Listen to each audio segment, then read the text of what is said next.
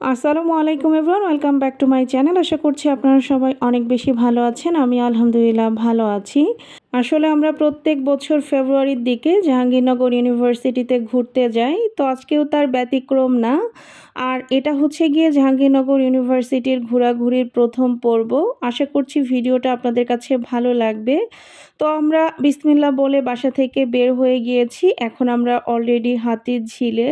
আর এদিকে আসলে আমরা ঘুম থেকে উঠেই বের হয়েছি। এখন 10:30 থেকে 11টার মতো বাজে।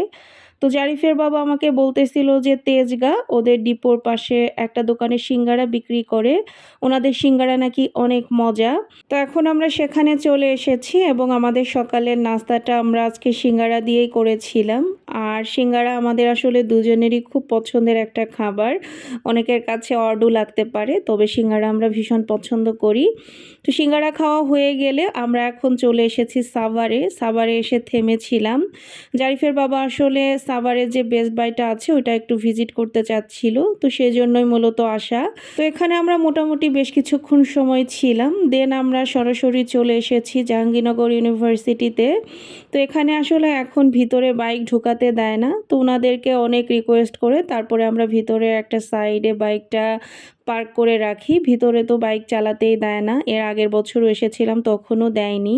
তো একদম গেট থেকে ঢুকেই সাইডেই বাইকটা রাখা হয়েছে। আমরা বাইকটা এখানে রেখে এখন হাঁটতে হাঁটতে একটু সামনের দিকে যাচ্ছিলাম।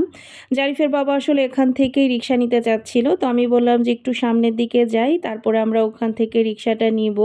আর এদিকে আমাদের এখানে আসতে আসতে প্রায় 1টাই বেজে যায়। তো জারিফের বাবা বলতেছিল যে আগে আমরা খাবার খেয়ে নিয়ে তারপরে ঘোরাঘুরি করব। তো ওই জন্যই হাঁটতে হাঁটতে একটু সামনের দিকে যাচ্ছিলাম। আর এখানে দাঁড়িয়ে আমরা একটু সেলফিও তুলে নিচ্ছিলাম। তবে এখানকার সেলফিটা আসলে একদমই ঘোলা এসেছে, রোদের বিপরীতে দাঁড়িয়েছিলাম হয়তো সেজন্য। আর এখানে আসলে অনেক ধরনের জিনিস স্টুডেন্টরা বিক্রি করে, তো সেগুলো একটু ঘুরে ঘুরে দেখছিলাম, তবে নেওয়ার মতো তেমন কোনো কিছুই মনে হচ্ছিল না।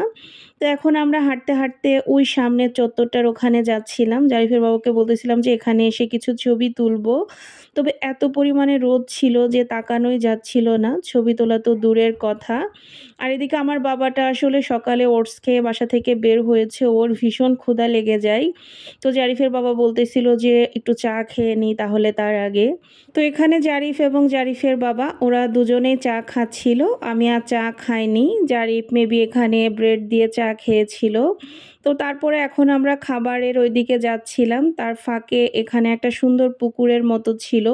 তো পুকুরটা দেখতে এত সুন্দর লাগছিল, তো জারিফ এবং জারিফের বাবাকে বলছিলাম যে এখানে একটু দাঁড়ানোর জন্য। তো আমার বাবাটাও কিন্তু এখন ছবি তুলতে বেশ পছন্দ করে, আগে তো একদমই তুলতে চাইতো না, এখন তো তাও দু একটা ছবি তুলে। আর এদিকে ছবি তুলতে তুলতে হঠাৎ করেই ভ্যানের মতো দুই পাশে যে বসার জায়গাগুলো থাকে ওই জিনিসটা আসে এবং জারিফ ওটাতে ওঠার জন্য অনেক কান্নাকাটি করে। তো জারিফের বাবাকে বলতেছিলাম যে ওকে নিয়ে তাহলে একটু ঘুরে আসো, আমি এখানে একটু ভিডিও করি।